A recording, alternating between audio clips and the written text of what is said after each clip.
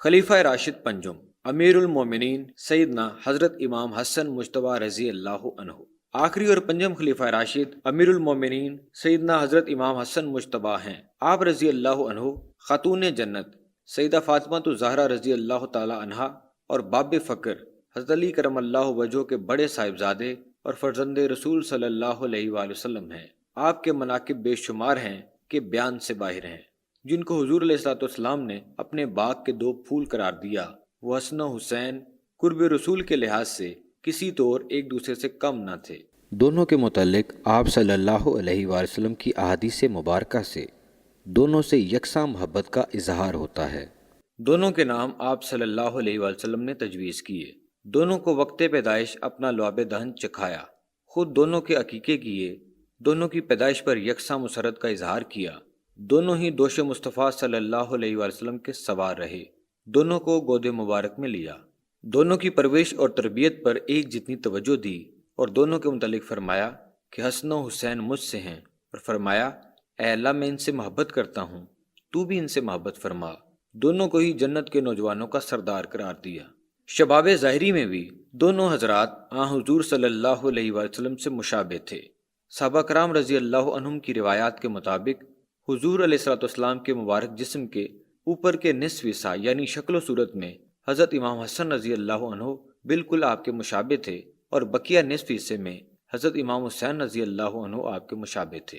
آپ صلی اللہ علیہ وآلہ وسلم کے وصال کے بعد جب صحابہ کرام رضی اللہ عنہم آپ صلی اللہ علیہ وآلہ وسلم کے دیدار کے لیے بے چین ہوتے تو حضرت امام حسن رضی اللہ عنہ اور حضرت امام حسین رضی اللہ عنہ کو ساتھ ساتھ کھڑا کر کے دیکھ لیتے، اور دونوں کے دیدار سے دیدار رسول پا لیتے۔ شباہت ظاہری کے گواہ اگر صحابہ کرام ہیں تو شباہت باطنی اور روحانی کی گواہ حضور علیہ الصلوۃ والسلام کی حدیث مبارکہ ہے کہ حسن و حسین مجھ سے ہیں، یعنی دونوں ہی آپ صلی اللہ علیہ وآلہ وسلم کے جسمانی اور روحانی وارث ہیں۔ فخر کی وراثت میں سے جو حصہ حضرت امام حسن رضی اللہ عنہ کو ملا وہی حضرت امام حسین رضی اللہ عنہ کو بھی ملا، کیونکہ دونوں کو ہی آپ صلی اللہ علیہ وآلہ وسلم نے خود سے قرار دیا، جیسا کہ حضرت علی اور حضرت فاطمہ رضی اللہ عنہم کو بھی قرار دیا۔ ہمارے آقا علیہ الصلوۃ والسلام کی حیات مبارکہ میں ایک بھی ایسا واقعہ یا جملہ نہیں ملتا جس میں آپ صلی اللہ علیہ وآلہ وسلم نے دونوں شہزادوں میں سے ایک کو دوسرے پر فوقیت دی ہو۔ جو عمل ہمارے آقا علیہ الصلوۃ والسلام نے نہ کیا، اگر وہ امتی کریں گے تو خلاف سنت اور خلاف رضائے رسول صلی اللہ علیہ وآلہ وسلم ہوگا۔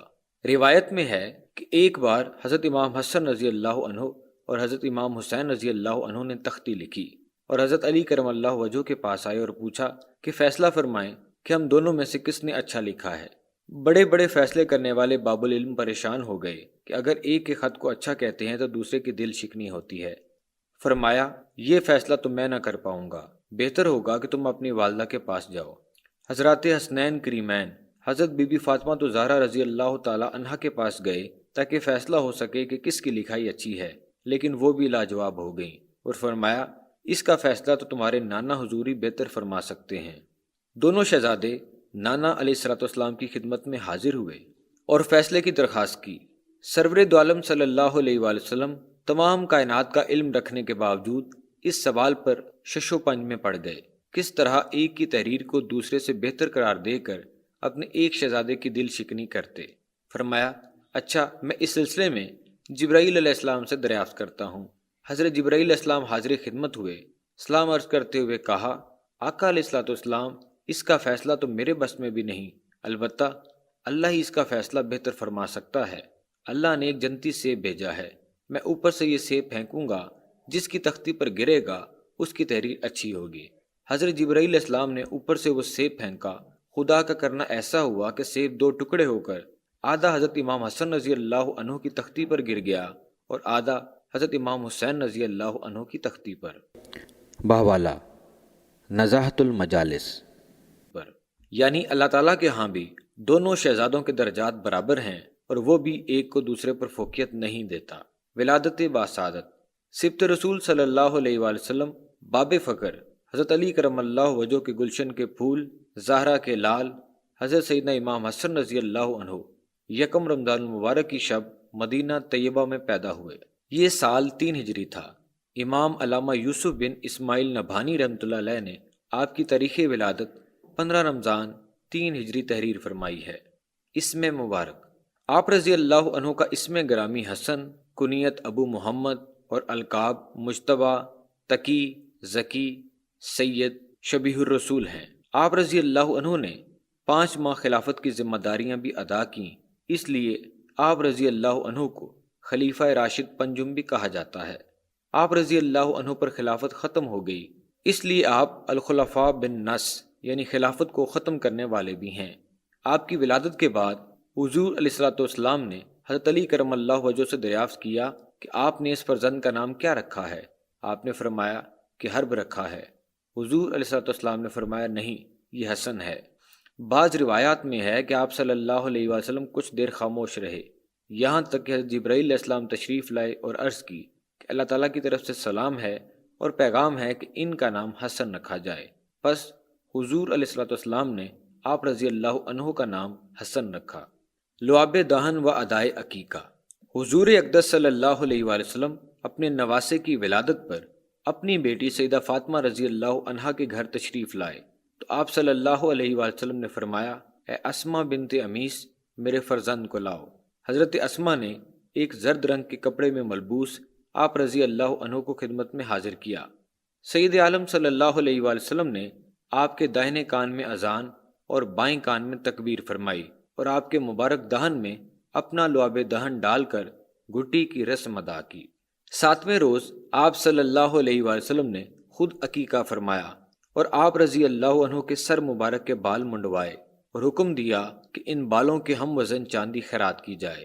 حضرت امام جعفر صادق رضی اللہ عنہ سے منقول ہے کہ آپ صلی اللہ علیہ وآلہ وسلم نے عقیقہ کرتے وقت یہ دعا فرمائی، اے میرے اللہ، اس کی ہڈی باعوض مولود کی ہڈی کے ہے اور اس کا گوشت باعوض اس کے گوشت کے ہے اور خون اس کا باعوض خون اس کے ہے اور بال اس کے باعوض مولود کے بال ہیں۔ اے اللہ، اس قربانی عقیقہ کو محمد صلی اللہ علیہ وآلہ وسلم اور اس کی آل کو بچانے والا بنا۔ بحوالہ جامع ترمذی اور تذکرۃ الحمام۔ شباہت رسول صلی اللہ علیہ وآلہ وسلم: روایات صحیحہ میں کثیر مقامات پر یہ تذکرہ موجود ہے کہ حضرت سیدنا امام حسن رضی اللہ عنہ کا حسن و جمال اپنے نانا جان حضور مصطفیٰ صلی اللہ علیہ وآلہ وسلم سے مشابہ تھا۔ صحیح بخاری میں عقبہ بن حارث روایت کرتے ہیں، بس ایک مرتبہ سیدنا ابو بکر صدیق رضی اللہ عنہ نماز عصر پڑھ کر حضرت علی المرتضیٰ رضی اللہ عنہ کے ہمراہ نکلے تو حضرت ابو بکر صدیق رضی اللہ عنہ نے دیکھا کہ حضرت امام حسن رضی اللہ عنہ بچوں کے ساتھ کھیل رہے ہیں۔ آپ رضی اللہ عنہ نے ان کو اپنے کندھے پر اٹھا لیا اور فرمایا، میرے ماں باپ قربان اس بچے پر، یہ میرے آقا حضور علیہ الصلوۃ والسلام سے بہت مشابہ ہیں، یہ علی کے مشابہ نہیں۔ یہ سن کر حضرت علی المرتضیٰ بہت مسکرائے۔ بحوالہ بخاری شریف۔ کنز الاعمال میں حضرت علی المرتضیٰ کرم اللہ وجہہ سے روایت موجود ہے، جو شخص کسی ایسے کو دیکھنا چاہے جو گردن سے لے کر روئے مبارک تک سرور دو جہاں علیہ الصلوۃ والسلام کے سب سے زیادہ مشابہ ہے، وہ میرے حسن کو دیکھ لے۔ بحوالہ کنز الاعمال۔ حضرت انس بن مالک رضی اللہ عنہ فرماتے ہیں کہ حضرت امام حسن رضی اللہ عنہ سے زیادہ کوئی بھی رسالت مآب صلی اللہ علیہ وآلہ وسلم سے مشابہ نہ تھا۔ زمانہ طفولیت: حضرت سیدنا امام حسن رضی اللہ عنہ 6 سال اور 4 مہینے اپنے نانا حضور سرکار رسالت مآب صلی اللہ علیہ وآلہ وسلم کے سائے عاطفت میں رہے اور 7 سال سیدہ فاطمہ رضی اللہ عنہا جیسی طاہرہ ماں کی آغوش کے زیر تربیت رہے اور تقریباً عرصہ 37 سال اپنے والد بزرگوار سیدنا علی المرتضیٰ کرم اللہ وجہہ کے فیوز و برکات سے مستفیض رہے۔ ظاہر ہے کہ ایسی پاکیزہ ہستیوں کی آغوش میں پرورش پانے والے امام جلیل میں یقیناً وہی تاثیر ہوگی جو ان عظیم ہستیوں میں ہے۔ روایات میں حضور اقدس صلی اللہ علیہ وآلہ وسلم کی سیدنا امام حسن رضی اللہ عنہ سے بے شمار محبت و الفت کے ثبوت موجود ہیں۔ حضرت سیدنا ابو ہریرہ رضی اللہ عنہ فرماتے ہیں، میں حضرت سیدنا امام حسن رضی اللہ عنہ کو اس وقت سے محبوب رکھتا ہوں جب میں نے اپنی آنکھوں سے دیکھا کہ آپ رضی اللہ عنہ حضور علیہ الصلوۃ والسلام کی ریش انور میں انگلیاں ڈال رہے ہیں اور حضور علیہ الصلوۃ والسلام اپنی مبارک زبان ان کے منہ میں دے کر فرماتے ہیں، اے اللہ، میں اسے اپنا محبوب رکھتا ہوں۔ تو بھی اسے اپنا محبوب رکھ۔ باوالا انوار الابصار: اے اللہ مجھے حسن سے پیار ہے، تو بھی ان سے پیار فرما، اور جو کوئی ان سے محبت کرے تو بھی اس کے ساتھ محبت فرما۔ طبقات ابن سعد میں صحیح سند کے ساتھ بیان کیا گیا ہے کہ حضرت عبداللہ بن زبیر رضی اللہ عنہ روایت کرتے ہیں، میں نے دیکھا اس حال میں کہ رسول اللہ صلی اللہ علیہ وآلہ وسلم جب حالت سجدہ میں تشریف لے جاتے تو حضرت امام حسن رضی اللہ عنہ آپ کی کمر مبارک پر سوار ہو جاتے، جب تک آپ خود نہ اترتے حضور علیہ الصلوۃ والسلام اس وقت تک سجدہ میں ہی رہتے۔ اور میں نے دیکھا کہ جب آپ صلی اللہ علیہ وآلہ وسلم رکوع فرماتے تو حضرت امام حسن رضی اللہ عنہ آپ صلی اللہ علیہ وآلہ وسلم کے مبارک پاؤں کے درمیان میں گھس جاتے، اور آپ صلی اللہ علیہ وآلہ وسلم رکوع سے اٹھ کر سجدہ میں نہ جاتے جب تک وہ دوسری جانب سے نکل نہ جاتے۔ صحیح بخاری اور صحیح مسلم میں حضرت ابن عباس رضی اللہ عنہ سے روایت ہے کہ آپ رضی اللہ عنہ فرماتے ہیں، میں نے دیکھا کہ حضور صلی اللہ علیہ وآلہ وسلم اپنے کندھے مبارک پر اپنے نواسے امام حسن رضی اللہ عنہ کو بٹھائے ہوئے ہیں۔ تو ایک شخص نے کہا، اے بیٹے تو کیسی اچھی سواری پر سوار ہے؟ تو حضور علیہ الصلوۃ والسلام نے سن کر فرمایا، یہ سوار بھی تو کیا اچھا ہے۔ اسی لیے حضرت سیدنا امام حسن رضی اللہ عنہ کو راکب دوش نبوت کہا جاتا ہے، اور آپ کا یہ لقب مشہور ہے کیونکہ آپ رضی اللہ عنہ اکثر اپنے نانا جان کے مبارک کندھوں پر مدینہ طیبہ کی گلیوں میں سیر کرتے تھے۔ وہ حسن مجتبیٰ سید الاسخیاء راکب دوش عزت پہ لاکھوں سلام۔ اس محبت و الفت کے ساتھ ساتھ آپ صلی اللہ علیہ وآلہ وسلم حضرت امام حسن رضی اللہ عنہ کی ظاہری و باطنی تربیت بھی فرماتے رہے۔ پہلے سے ہی پاکیزہ قلب نگاہ مصطفیٰ صلی اللہ علیہ وآلہ وسلم سے نور محمدی خوب اخذ کرتا اور نورانی جلا پا کر علم و معرفت الہی سے فیضیاب ہوتا رہتا۔ طبرانی اور معجم کبیر میں روایت ہے کہ حضور علیہ الصلوۃ والسلام نے فرمایا، میں نے اپنے بیٹے حسن کو حلم عطا فرما دیا ہے۔ حلم اخلاق حسنہ میں سے ایک اعلیٰ ترین صفت ہے جس میں صبر، استقامت، برداشت، تحمل، حکمت و قناعت کی تمام اعلیٰ صفات شامل ہیں۔ زہد، تقوی، عشق الہی اور اللہ کے تمام تر پسندیدہ اوصاف قرب و محبت رسول اللہ صلی اللہ علیہ وآلہ وسلم کی بدولت آپ رضی اللہ عنہ میں ظاہر ہوئے۔ خشیت الہی: بارگاہ رسالت کے پروردہ حضرت امام حسن رضی اللہ عنہ جب بارگاہ ربوبیت میں نماز کے لیے تیاری فرماتے تو دوران وضو آپ کے جسم کا ایک ایک عضو کانپنے لگتا اور رنگ زرد ہو جایا کرتا تھا۔ جب آپ سے آپ کی اس حالت کے متعلق دریافت کیا گیا تو آپ نے فرمایا، جو بھی رب العرش کے حضور کھڑا ہو اس پر یہ حق ہے کہ اس کا رنگ اللہ کی عظمت کے سبب سے زرد ہو جائے اور جوڑ جوڑ کانپنے لگے۔ حضرت امام جعفر صادق رضی اللہ عنہ روایت کرتے ہیں کہ حضرت امام حسن رضی اللہ عنہ جب نماز پڑھتے تو آپ کا بدن لرزتا اور رنگ زرد ہو جایا کرتا تھا۔ طبقات ابن سعد میں ہے کہ جب بھی آپ رضی اللہ عنہ تلاوت قرآن کے دوران یا ایھا الذین آمنوا پڑھتے تو فرماتے، لبیک اللہم لبیک، لبیک اللہم لبیک، اے اللہ میں حاضر ہوں، اے میرے اللہ میں حاضر ہوں، میں حاضر ہوں۔ کیفیت یہ تھی کہ ہر آیت کو نہایت غور و تدبر کے ساتھ پڑھتے۔ جب جنت و دوزخ کا تذکرہ پڑھتے تو تڑپتے تھے، اور بعد موت کے احوال پڑھتے تو زاروں کی طرح رونے لگتے۔ روایات اس بات پر شاہد ہیں کہ حضرت سیدنا امام حسن رضی اللہ عنہ ہمیشہ حج کے لیے پیدل مدینہ سے مکہ تشریف لے جایا کرتے تھے۔ سواری کی اونٹنیاں ہمراہ ہوتیں لیکن آپ ان پر سوار نہ ہوتے تھے، یہاں تک کہ چلتے چلتے آپ کے مبارک پاؤں میں ورم آ جاتا لیکن آپ سواری پر سوار نہ ہوتے اور فرماتے، مجھے اپنے پروردگار سے شرم آتی ہے کہ اس سے ملاقات کو حاضر ہونے جاؤں اور سواری پر سوار ہو کر جاؤں۔ اکثر قافلے جو ساتھ ہوتے آپ کی تعظیم میں سواری سے اتر جاتے، لیکن آپ ان سے فرماتے، تم ایسا نہ کرو، تم میں کمزور بھی ہیں۔ وہ ہچکچاتے تو آپ رضی اللہ عنہ اصرار کر کے ان کا راستہ تبدیل کرا دیتے تاکہ آپ کو پیدل چلتے دیکھ کر انہیں سواری پر سوار ہونے میں ہچکچاہٹ نہ ہو۔ پیکر حلم: علامہ الحفاظ سیوطی رحمۃ اللہ علیہ فرماتے ہیں کہ مروان آپ رضی اللہ عنہ کا بہت بڑا دشمن تھا اور آپ کو مختلف اذیتیں دیا کرتا تھا۔ آپ کے لیے گستاخی کے کلمات بھی استعمال کرتا تھا لیکن آپ نے ہمیشہ اس کے جواب میں خاموشی اختیار فرمائی۔ جب آپ رضی اللہ عنہ کا وصال ہو گیا تو مروان بہت زور زور سے رونے لگا۔ حضرت امام حسین رضی اللہ عنہ نے پوچھا، کل تک تو اپنے ظلم و ستم سے ان کا کلیجہ خون کیا کرتا تھا، آج روتا ہے۔ کہنے لگا، میں ان پر ظلم ڈھایا کرتا تھا جن کا علم پہاڑ کے برابر تھا۔ ایک بار حضرت امام حسن رضی اللہ عنہ اپنے چند ساتھیوں کے ساتھ کھانا کھا رہے تھے کہ ایک غلام سالن کا برتن لے کر آیا۔ برتن اس کے ہاتھ سے چھوٹ کر گر گیا اور سالن آپ پر گر گیا۔ غلام یہ واقعہ دیکھ کر گھبرایا اور جھٹ یہ آیت پڑھی، والقاظمین الغیظ، غصہ کو پی جانے والے۔ حضرت امام حسن رضی اللہ عنہ نے فرمایا، میں نے غصہ کو پی لیا۔ اس نے پھر آیت کا اگلا حصہ پڑھا، والعافین عن الناس، اور لوگوں سے درگزر کرنے والے۔ آپ رضی اللہ عنہ نے فرمایا، میں نے معاف کیا۔ اس نے آیت کا تیسرا حصہ پڑھا، واللہ یحب المحسنین، احسان کرنے والوں سے اللہ محبت کرتا ہے۔ آپ رضی اللہ عنہ نے فرمایا، جاؤ، میں نے تمہیں آزاد کیا۔ بحوالہ روح البیان۔ مقام فقر۔ فقر میں آپ رضی اللہ عنہ کا مقام، اذا تم الفقر فهو اللہ، جہاں فقر مکمل ہوتا ہے وہیں اللہ ہوتا ہے۔ جیسا کہ حسنین کریمین رضی اللہ عنہم کے بارے میں سلطان العارفین حضرت سخی سلطان باہو رحمۃ اللہ علیہ فرماتے ہیں، الفقر فخری، فقر میں کمال امامین پاک حضرت امام حسن رضی اللہ عنہ اور حضرت امام حسین رضی اللہ عنہ کو نصیب ہوا، جو حضور علیہ الصلوۃ والسلام اور خاتون جنت حضرت فاطمہ الزہرا رضی اللہ عنہا کی آنکھوں کی ٹھنڈک ہیں۔ بحوالہ محق الفقر کلاں۔ حضرت امام حسن رضی اللہ عنہ کو فقر میں نظر کامل اور تصوف کی باریکیوں کو بیان کرنے میں پورا حصہ حاصل ہے۔ آپ رضی اللہ عنہ نے اپنی وصیت میں فرمایا، علیکم بحفظ السرائر فإن اللہ مطلع علی الضمائر۔ ترجمہ، باطن کے اسرار کی حفاظت کرو کیونکہ اللہ تعالیٰ دلوں کے بھیدوں کو جاننے والا ہے۔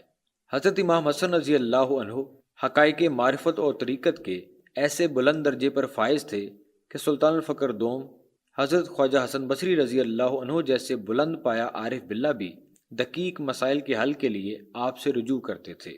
ایک خط میں حضرت خواجہ حسن بصری رضی اللہ عنہ نے آپ رضی اللہ عنہ سے پوچھا، اے نبی صلی اللہ علیہ وآلہ وسلم کے فرزند، تقدیر کے بارے میں ہماری حیرت اور استطاعت کے بارے میں ہمارے اختلاف میں آپ کی کیا رائے ہے، تاکہ ہمیں معلوم ہو جائے کہ آپ کی رائے کس بات پر قائم ہے، کیونکہ آپ نسل در نسل اولیاء کرام کی اولاد ہیں۔ اللہ تعالیٰ کے علم سے آپ کو تعلیم دی گئی ہے اور آپ لوگ اللہ کی طرف سے لوگوں پر گواہ ہیں۔ حضرت حسن رضی اللہ عنہ نے اس خط کے جواب میں لکھا، اس مسئلہ کے متعلق میری رائے یہ ہے کہ جو شخص اس بات پر ایمان نہیں رکھتا کہ ہر نیک اور برے کام کی تقدیر اللہ کی جانب سے ہے، وہ گمراہ ہے۔ نہ تو اللہ تعالیٰ کی اطاعت جبراً کی جا سکتی ہے اور نہ ہی اس کی نافرمانی کسی مجبوری کے تحت کی جاتی ہے، اور نہ ہی وہ اپنی مملکت میں اپنے بندوں کو مہلت دیتا ہے، تاہم وہ ان تمام چیزوں کا مالک ہے جن کا اس نے اپنے بندوں کو اختیار دیا ہے، اور ان سب چیزوں پر اس کی قدرت ہے جن پر اس نے اپنے بندوں کو قادر بنایا ہے۔ لہٰذا اگر وہ اطاعت کا ارادہ کریں تو وہ ان کو روکتا یا فرما برداری کرنے سے ہٹاتا نہیں، اور اگر وہ نافرمانی کا ارتکاب کریں اور پھر وہ ان پر اپنا احسان فرمانا چاہے تو ان کے اور معصیت کے درمیان حائل ہو جاتا ہے، اور اگر ایسا نہ کرے تو اس نے ان کو معصیت پر نہ تو مجبور کیا ہے اور نہ ہی نافرمانی کا ارتکاب ان پر جبراً لازم کیا ہے۔ اس نے تو ان پر یہ سب کچھ بتا کر اپنی حجت قائم کر دی ہے کہ انہیں کسی کام کے کرنے یا نہ کرنے کی قوت بخش دی گئی ہے، اور ان کے لیے اس امر کی اختیار کرنے کی جس کی اس نے انہیں دعوت دی ہے، اور اس کام کے ترک کرنے کی جس سے انہیں منع کیا ہے، آسانی پیدا کر دی ہے، اور اللہ تعالیٰ کی ہی حجت غالب ہے۔ بحوالہ کشف المحجوب۔ فہم و فراست۔ ایک بار حضرت علی رضی اللہ عنہ کے دور خلافت میں آپ رضی اللہ عنہ کے سامنے ایک مقدمہ پیش کیا گیا جس میں ایک ہی قتل کا اعتراف دو ملزمان کر رہے تھے۔ ایک قاتل کو تو لوگ پکڑ کر لائے تھے اور دوسرا خود پیش ہوا تھا۔ حضرت علی کرم اللہ وجہہ نے پہلے ملزم سے اس کے اعتراف کی وجہ پوچھی تو اس نے بتایا کہ جن حالات میں میری گرفتاری ہوئی میرے پاس اعتراف جرم کے سوا کوئی راستہ نہ تھا، اگر میں انکار کرتا تو کوئی یقین نہ کرتا۔ واقعہ پوچھنے پر اس نے بتایا کہ میں قصاب ہوں، میں نے جائے وقوع کے قریب ایک بکرے کو ذبح کیا، گوشت کاٹ رہا تھا کہ مجھے رفع حاجت کی غرض سے کچھ دور جانا پڑا، ابھی میں فارغ ہوا ہی تھا کہ میری نظر پاس پڑی ایک لاش پر پڑی، اسی دوران وہاں کچھ اور لوگ جمع ہو گئے، میرے خون آلود ہاتھ اور میری چھری دیکھ کر وہ سمجھے کہ میں ہی قاتل ہوں، کیونکہ میرے سوا وہاں اور کوئی موجود نہ تھا، اگر میں انکار کرتا تو کوئی میری بات کا یقین نہ کرتا، لہٰذا مجھے مجبوراً اعتراف کرنا پڑا۔ جب اعتراف جرم کرنے والے دوسرے شخص سے پوچھا گیا تو اس نے بتایا کہ میں ایک اعرابی ہوں، مفلس ہوں، مال کی طمع میں اس شخص کو قتل کیا، مال ابھی نکال نہ پایا تھا کہ لوگوں کے آنے کی آہٹ سنی، میں چھپ گیا، میں نے دیکھا کہ لوگ اس بے گناہ شخص کو میرے کیے ہوئے قتل کی بنا پر گرفتار کیے لے جا رہے ہیں، مجھے سخت رنج ہوا، اس لیے میں نے خود کو پیش کر دیا۔ تمام واقعہ سن کر حضرت علی کرم اللہ وجہہ نے حضرت امام حسن رضی اللہ عنہ سے پوچھا کہ آپ کی اس مقدمے کے متعلق کیا رائے ہے؟ آپ رضی اللہ عنہ نے فرمایا، اے امیر المومنین، اگر اس شخص نے ایک کو ہلاک کیا ہے تو ایک شخص کی جان بھی بچائی ہے، اور اللہ تعالیٰ نے فرمایا ہے وَمَنْ أَحْيَاهَا فَكَأَنَّمَا أَحْيَا النَّاسَ جَمِيعًا، جس نے ایک شخص کی جان کو بچایا اس نے گویا سب لوگوں کی جان کو بچایا۔ حضرت علی کرم اللہ وجہہ کو حضرت حسن رضی اللہ عنہ کی اس فہم و فراست پر بہت خوشی ہوئی، اور آپ رضی اللہ عنہ نے حضرت حسن رضی اللہ عنہ کے مشورہ کے مطابق اس اعرابی کو معاف کر دیا اور مقتول کا خون بہا بیت المال سے ادا کرنے کا حکم دیا۔ سخاوت۔ روایات اس بات پر شاہد ہیں کہ سیدنا امام حسن رضی اللہ عنہ کے دربار اقدس سے کبھی کوئی خالی نہ گیا اور ہر وقت سخاوت کا دروازہ کھلا رہتا۔ حضرت علی بن عثمان حجویری داتا گنج بخش رحمۃ اللہ علیہ کشف المحجوب میں بیان کرتے ہیں کہ ایک مرتبہ ایک اعرابی آپ رضی اللہ عنہ کے در پر آیا اور گالیاں بکنے لگا۔ پیکر حلم نے سب کچھ برداشت کرتے ہوئے کہا، اے اعرابی، کیا تجھے بھوک لگی ہے یا پیاس یا کوئی اور مصیبت تجھے لاحق ہے؟ مجھے بتا تاکہ میں تیری مدد کروں۔ آپ رضی اللہ عنہ نے غلام کو حکم دیا کہ درہموں کی ایک تھیلی اس اعرابی کو لا کر دے دو، اور اعرابی سے فرمایا کہ معاف کرنا، گھر میں اس وقت صرف یہی کچھ موجود تھا، اور کچھ موجود ہوتا تو میں تمہیں دینے سے دریغ نہ کرتا۔ جب اس اعرابی نے آپ رضی اللہ عنہ کی بات سنی تو بے اختیار پکار اٹھا، میں گواہی دیتا ہوں کہ آپ رضی اللہ عنہ رسول اللہ صلی اللہ علیہ وآلہ وسلم کے صاحب زادے ہیں، اور میں تو آپ کے حلم اور بردباری کا تجربہ کرنے آیا تھا۔ حقیقت شناس اولیاء و مشائخ کی یہی صفت ہوتی ہے کہ لوگوں کی مدح و مذمت ان کے نزدیک برابر ہوتی ہے۔ بحوالہ کشف المحجوب۔ ابو الحامد امام غزالی رحمۃ اللہ علیہ احیاء العلوم میں فرماتے ہیں، ایک مرتبہ ایک شخص نے آپ رضی اللہ عنہ کی خدمت میں حاضر ہو کر تنگ دستی کی شکایت کی۔ آپ رضی اللہ عنہ نے اسے 50,000 اشرفیاں دیں۔ وہ اشرفیاں اس سے اٹھائی نہ گئیں تو اس نے مزدور کو بلوایا۔ آپ رضی اللہ عنہ نے مزدور کی اجرت بھی خود ادا کی۔ کسی نے سیدنا امام حسن رضی اللہ عنہ سے سوال کیا کہ حضور، آپ کبھی سائل کو خالی نہیں لوٹاتے، خواہ آپ خود فاقہ سے ہوں۔ فرمایا، میں خود بارگاہ الہی کا فقیر ہوں، اس لیے مجھے شرم آتی ہے کہ میں خود گدا ہو کر کسی حاجت مند کو اپنے ہاں سے محروم لوٹاؤں۔ بحوالہ ابن عساکر۔ شجاعت۔ حضرت علی کرم اللہ وجہہ کے عہد خلافت میں حضرت حسن رضی اللہ عنہ نے بہت سے کارہائے نمایاں سر انجام دیے۔ جنگ جمل کی فتح آپ رضی اللہ عنہ کی تیغ زنی کی مرہون منت تھی۔ جنگ صفین میں بھی آپ رضی اللہ عنہ کی شمشیر آبدار نے خوب جوہر دکھائے۔ آپ رضی اللہ عنہ ان لوگوں میں بھی شامل تھے جنہوں نے حضرت عثمان غنی رضی اللہ عنہ کی بلوائیوں سے حفاظت کی غرض سے ان کے گھر کا کئی دن تک پہرا دیا۔ آپ رضی اللہ عنہ اپنی پیٹھ پر لاد کر اناج اور پانی حضرت عثمان غنی رضی اللہ عنہ کے گھر تک پہنچاتے رہے۔ خلافت۔ جب امیر المومنین حضرت علی رضی اللہ عنہ ابن ملجم کی زہر آلود تلوار سے زخمی ہو گئے تو لوگوں نے آپ رضی اللہ عنہ سے بستر رحلت پر پوچھا کہ کیا آپ کے بعد ہم حضرت امام حسن رضی اللہ عنہ کے ہاتھوں پر بیعت کر لیں؟ آپ رضی اللہ عنہ نے جواب دیا، میں نہ تم کو اس کا حکم دیتا ہوں اور نہ ہی روکتا ہوں، تم لوگ اس کو زیادہ سمجھ سکتے ہو۔ حضرت علی المرتضیٰ رضی اللہ عنہ نے رسول مقبول صلی اللہ علیہ وآلہ وسلم کی سنت پر عمل کرتے ہوئے اپنے افضل الناس فرزند کو بھی اپنے بعد خلیفہ نامزد نہ کیا، اور آن حضرت صلی اللہ علیہ وآلہ وسلم کی پیروی میں خلیفہ کے انتخاب کا معاملہ عام مسلمانوں کی رائے پر چھوڑ دیا۔ عوام کے لیے نواسہ رسول صلی اللہ علیہ وآلہ وسلم سے بڑھ کر اور کون عزیز ہو سکتا تھا؟ آل رسول صلی اللہ علیہ وآلہ وسلم ہونے کے ساتھ ساتھ آپ رضی اللہ عنہ کی دیگر خصوصیات اور اوصاف بھی آپ کو امیر المومنین کے عہدے کے لیے موزوں قرار دیتے تھے۔ چنانچہ سب نے حضرت امام حسن رضی اللہ عنہ کے دستے مبارک پر بیعت کر لی۔ مسند خلافت پر متمکن ہوتے ہی خطبہ ارشاد فرمایا، لوگو، کل تم سے ایک ایسا شخص بچھڑا ہے کہ نہ اگلے ان سے بڑھ سکے اور نہ پچھلے ان کو پا سکیں گے۔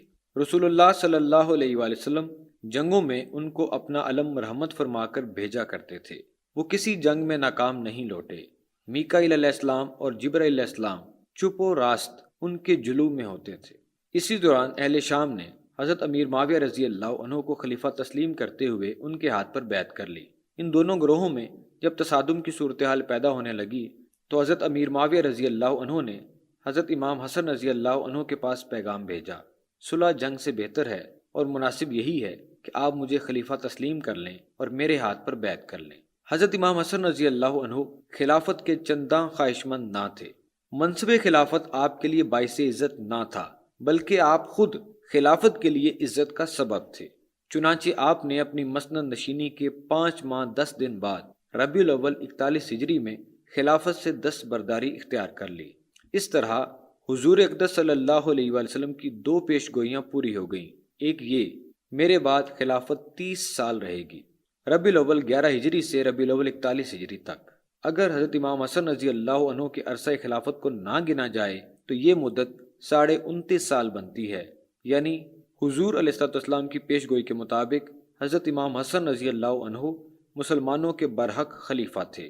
دوسری پیش گوئی یہ پوری ہوئی کہ حضرت ابوبکر صدیق رضی اللہ عنہ روایت کرتے ہیں کہ حضور علیہ الصلوۃ والسلام نے حضرت امام حسن رضی اللہ عنہ کو پیار کرتے ہوئے فرمایا، میرا یہ بیٹا سید ہے، اس کی وجہ سے مسلمانوں کی 2 جماعتوں میں اختلاف ختم ہو جائے گا۔ بحوالہ بخاری۔ چنانچہ حضرت امام حسن رضی اللہ عنہ ان شرائط پر حضرت امیر معاویہ رضی اللہ عنہ کے حق میں دستبردار ہو گئے۔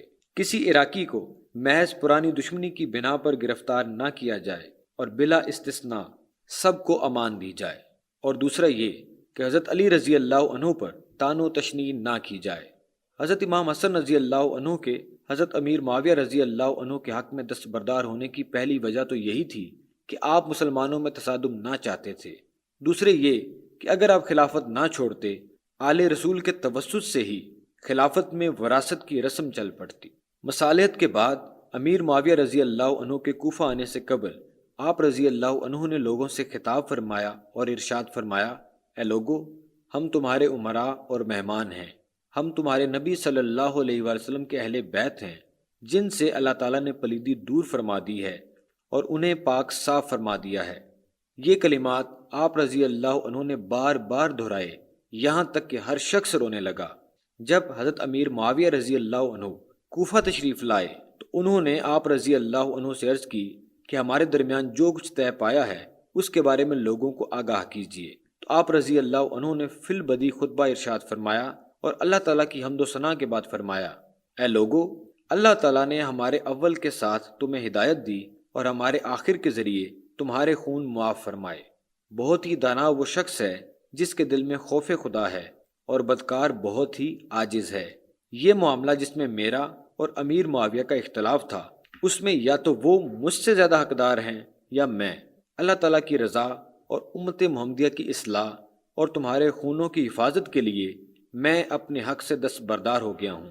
پھر حضرت امیر معاویہ رضی اللہ عنہ کی طرف متوجہ ہوئے اور فرمایا، مجھے معلوم نہیں، شاید کہ یہ آپ کے لیے آزمائش ہے اور ایک وقت تک فائدہ ہے۔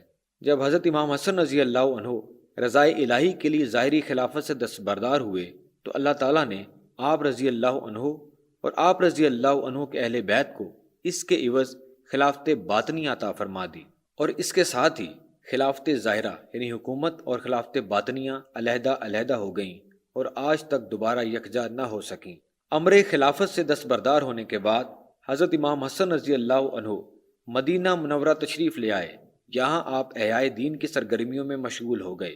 حضرت امیر معاویہ رضی اللہ عنہ نے آپ رضی اللہ عنہ کا سالانہ وظیفہ ایک روایت کے مطابق 1,00,000 درہم مقرر کیا، جس کا بیشتر حصہ راہ خدا میں خرچ ہو جاتا اور آپ رضی اللہ عنہ قناعت و فقر کی زندگی میں خوش رہتے۔ آقا علیہ الصلوۃ والسلام کی بات، میرا یہ بیٹا مسلمانوں کے 2 گروہوں میں اختلاف ختم کرے گا، کا آپ رضی اللہ عنہ کو اس قدر پاس تھا کہ جب آپ رضی اللہ عنہ کو زہر دیا گیا جس سے آپ کی شہادت واقع ہوئی تو آپ رضی اللہ عنہ نے اپنے قاتل کا نام بھی کسی پر ظاہر نہ کیا کہ کہیں ایسا نہ ہو جائے کہ میرے قتل کی قصاص میں پھر سے مسلمانوں کے درمیان تصادم ہو جائے۔ جب حضرت امام حسین رضی اللہ عنہ نے زہر دینے والے فرد کا نام پوچھا تو آپ رضی اللہ عنہ نے پوچھا، نام جان کر کیا کرو گے؟ انہوں نے جواب دیا، قصاص لوں گا۔ آپ رضی اللہ عنہ نے فرمایا، میرا گمان صحیح ہے تو اللہ خود بدلہ لے گا، اور اگر غلط ہے تو میں کسی کا نہ کردہ گناہ میں پکڑا جانا روا نہیں سمجھتا۔ لہٰذا آپ رضی اللہ عنہ نے اپنے قاتل کا نام تک نہ بتایا۔ لوگ مختلف قیاس آرائیاں کرتے رہے۔ کبھی آپ رضی اللہ عنہ کی بیوی جادہ بنت اشعث کو مورد الزام ٹھہراتے، کبھی کہتے کہ حضرت امیر معاویہ رضی اللہ عنہ کے ایما پر ایسا ہوا، واللہ اعلم بالصواب۔ جب آپ رضی اللہ عنہ نے قاتل کا نام لینے سے گریز کیا تو یقیناً اس میں کچھ حکمت پوشیدہ ہوگی، لہٰذا امت کو بھی اس سے گریز کرنا چاہیے۔ آپ رضی اللہ عنہ کی شہادت 49 ہجری میں ہوئی۔ مہینے کے متعلق اختلاف پایا جاتا ہے، بعض کتب میں ربیع الاول اور بعض میں صفر لکھا ہے، لیکن صفر پر زیادہ مورخ متفق ہیں۔ تاریخ کے بارے میں بھی 7 صفر یا 28 صفر میں اختلاف ہے۔ تہذیب التہذیب میں مرقوم ہے کہ آپ رضی اللہ عنہ کے انتقال پر ملال پر مدینہ میں صف ماتم بچھ گئی، گلیوں میں سناٹا چھا گیا۔ حضرت ابو ہریرہ رضی اللہ عنہ مسجد نبوی میں فریاد و فغاں کرتے تھے اور پکار پکار کر کہتے تھے، لوگو آج خوب رو لو کہ رسول اللہ صلی اللہ علیہ وآلہ وسلم کے محبوب دنیا سے اٹھ گئے۔ آپ رضی اللہ عنہ کو جنت البقیع میں دفن کیا گیا۔ آپ کی اولاد میں 5 بیٹیاں اور 12 بیٹے روایت کیے جاتے ہیں، جن میں سے 4 بیٹوں حضرت سیدنا ابو بکر بن حسن رضی اللہ عنہ، حضرت سیدنا عمر بن حسن رضی اللہ عنہ، حضرت سیدنا عبداللہ بن حسن رضی اللہ عنہ اور حضرت سیدنا قاسم بن حسن رضی اللہ عنہ نے سانحہ کربلا میں جام شہادت نوش کیا۔ امیر المومنین حضرت سیدنا امام حسن مجتبی رضی اللہ عنہ نے اپنے بیٹوں کے نام پہلے 2 خلفاء حضرت ابو بکر رضی اللہ عنہ اور حضرت عمر فاروق رضی اللہ عنہ کے نام مبارک پر رکھے۔ اس سے آپ رضی اللہ عنہ کی خلفائے راشدین سے محبت کا اظہار ہوتا ہے۔ حضرت امام حسن رضی اللہ عنہ سے انتہائی غلط طور پر کثرت ازدواج منسوب کی جاتی ہیں، اور بدطینت دشمنان اہل بیت نے کبھی آپ سے 70 کبھی 100 ازواج منسوب کی ہیں، حالانکہ یہ بالکل ناممکن بات ہے۔ اول تو اتنی ازواج کی موجودگی میں اولاد کی تعداد صرف 17 ہونا ممکن نہیں، دوسرے اتنی ازواج کے لیے کثرت سے طلاق جیسا مکروہ فعل دہرانے کی ضرورت ہے کہ ایک وقت میں 4 سے زائد ازواج جائز نہیں۔ آل رسول صلی اللہ علیہ وآلہ وسلم سے ایسے افعال کو منسوب کرنے کا خیال بھی مکروہ معلوم ہوتا ہے۔ یہ وہ پاکیزہ ہستی ہیں جنہیں حضور علیہ الصلوۃ والسلام نے اپنے باغ کے پھول اور جنت کے نوجوانوں کے سردار قرار دیا ہے۔ اگر ہم ان جیسے اعمال کرنے کی اہلیت نہیں رکھتے تو کم از کم ان کے متعلق بدگمانیاں دلوں میں پال کر دلوں کو مزید غلاظت میں مبتلا تو نہ کریں۔ آقا پاک علیہ الصلوۃ والسلام کے محبوبین کی صرف محبت و عقیدت ہی قلوب کو تقویت بخشتی ہے اور دنیا و آخرت میں کامیابی کا باعث ہوتی ہے۔ بقول شاعر، دل میں ہے مجھ بے عمل کے داغے عشق اہل بیت، ڈھونڈتا پھرتا ہے ذل دامن حیدر مجھے۔